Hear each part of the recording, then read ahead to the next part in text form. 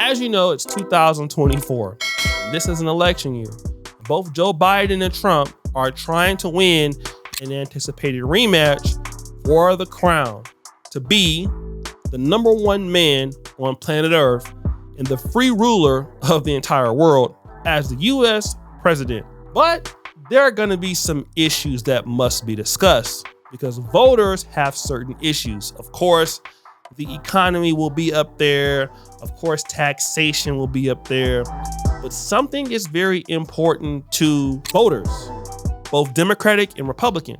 Where do the presidential candidates stand on the border crisis or the immigration crisis? Now, this is very interesting because Joe Biden really talked about this before when he was a candidate, about how he did not like Donald Trump's particular stance on building the wall.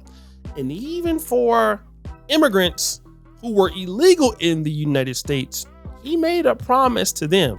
Your first 100 days as president, what will you do to create a pathway to citizenship for many undocumented immigrants? That is a big issue for the AAPI community. As you know, 1.7 million face deportation threats. Another 100,000 are young people who are affected by the DACA program. So 2 parts for you. What are you going to do to be more visible? And what do you say to the folks that think you're just going to be President Obama 2.0? And what are you going to do about immigration right when you get in office? On day one, I'm going to send a legislative immigration reform bill to Congress to provide a roadmap to citizenship for 11 million undocumented immigrants who contribute so much to this country, including 1.7 million AAPI.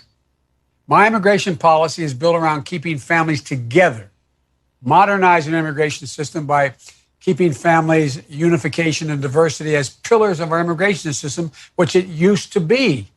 Ending Trump's cruel and inhumane policy at the border to rip children from their mother's arms.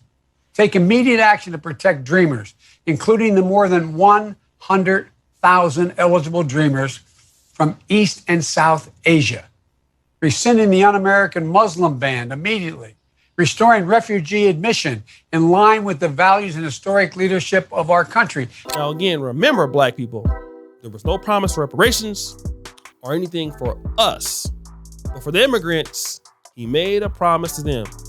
And he removed Donald Trump's policy on the immigration crisis and kind of, well, let's say opened up the borders a little bit. We're going to build the wall. We have no choice. We have no choice. Build that wall. But that has pretty much been a bad move for Joe Biden. And now he's changing his tune to do this.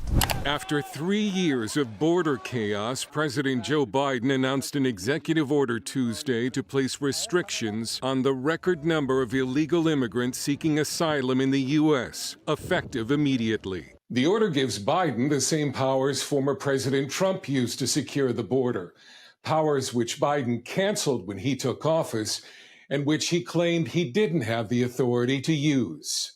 But with polls showing the southern border as a top election issue, the White House is trying to neutralize a major political liability.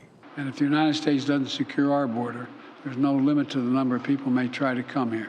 Republicans in the Senate, where the border issue has become a political football, weren't buying it. Mr. President, Joe Biden, this is too little, this is too late. This stunt is not going to save your political life. When Joe Biden came into office, he inherited the lowest rate of illegal immigration in 45 years. All he had to do was nothing. But instead, he deliberately broke the system. Customs and Border Protection says there have been 10 million enforcement actions since Biden took office. Under Biden's new border policy, the border will shut down when migrant apprehensions average 2,500 a day over the course of a week. And people who enter the U.S. illegally will no longer be allowed to stay while their asylum claims are being processed. Biden doesn't mind lying, as you have heard. He's now trying to act like the migrant crisis is a big deal now, and he needs to stop it, which he wasn't stopping it until now. And seems like he took a play out of Donald Trump's playbook to be able to do this.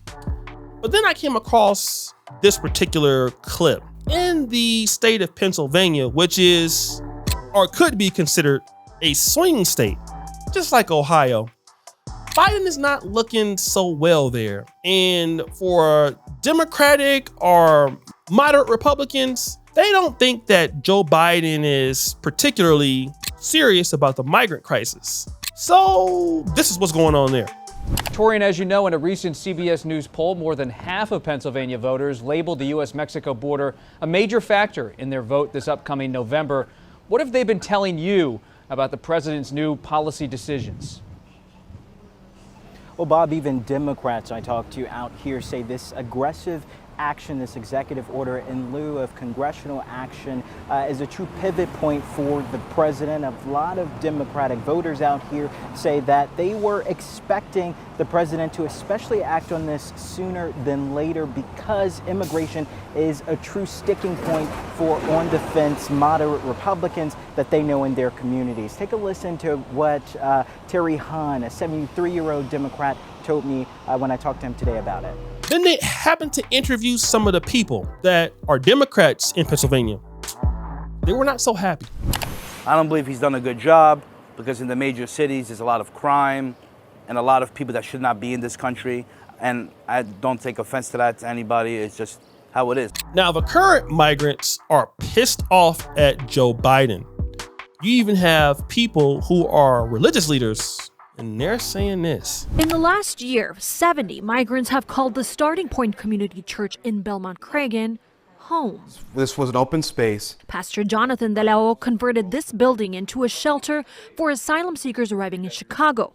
Right now, 22 of them remain here. For me, in the biblical term, right, I'm like, come, we want to help anyone in need. He tells us he's torn when it comes to President Joe Biden's new plan partially restricting asylum claims along the border, citing what he calls sometimes inhumane conditions. Seeing like the situation and going outside shelters and seeing, some of these images that I'm seeing, it might be a good thing to stop the bleeding a little bit, or at least be able to come up with a better system within the city and within our nation. So now let me kind of get back to the point. Joe Biden is not really to be trusted because he created the problem that you see in Chicago, in New York City, and for black politicians, he's ruined their career before it even got started. Let's look at Brandon Johnson. Brandon Johnson's an ultra-liberal progressive candidate, but the migrant crisis really isn't his fault. But Chicago hates Brandon Johnson because of Biden's migrant crisis. And Biden is acting as if he never had anything to do with it. And you want to know who won't be reelected in Chicago? Brandon Johnson. What about our boy Eric Adams, the mayor that's the rat-infested mayor? He's looked at as the worst mayor in New York City's history probably right now. Through no real own fault of his own. He was set up to fail by Joe Biden. You see, the Democrats don't even like black Democratic leadership. They're ruining these guys' career. Then come back and say, look, we got to put an end to the border crisis. We got to stop that. The American public doesn't need that. When that's the person that did it in the first place. The reality is, Joe, I know you got Donald Trump with those 34 felonies. That's great. But the African American community understands the play. And what black people need to do is vote for anybody but Biden. It ain't got to be Trump. Vote for anybody. You know what? Vote for yourself. Put yourself on the ballot. That'd be better than voting for Joe Biden because Joe Biden shows you that he doesn't care. He's a con artist. He doesn't care about blacks, obviously. And secondarily, he damn sure don't care about Americans. If the guy will get up here and try to change his stance just because the election will be there, well then what will he do if he gets reelected? He'll go right back to doing what he's been doing. And guess what? Well, he don't have no fear of being reelected the next time because his term will be over. His 8 years will be over. So we got to get the guy out of there right now, somehow in some way. And a vote for somebody else is a vote against Biden. That guy cannot be trusted to be the president again. Look at how he pressures on cities like Denver, Boston, Chicago, New York City, even inside New York City. Black sectors like Black Harlem, black queens. Listen, these people are out there doing all sorts of crimes. Some of them, not all of them, taking away from taxpayers' money that could be used for infrastructure, investment, things that American people could use, especially African Americans. And you're telling me that this guy is who you want to be the president again? That's nonsense. If you vote for Biden, you're pretty much voting against yourself and your own self-interest. And I don't think you should do that, especially if you're black. Guys, what do you think? It's your boy, Shirley Jackson. Back at it again. Another episode of Fair Use. I'm out.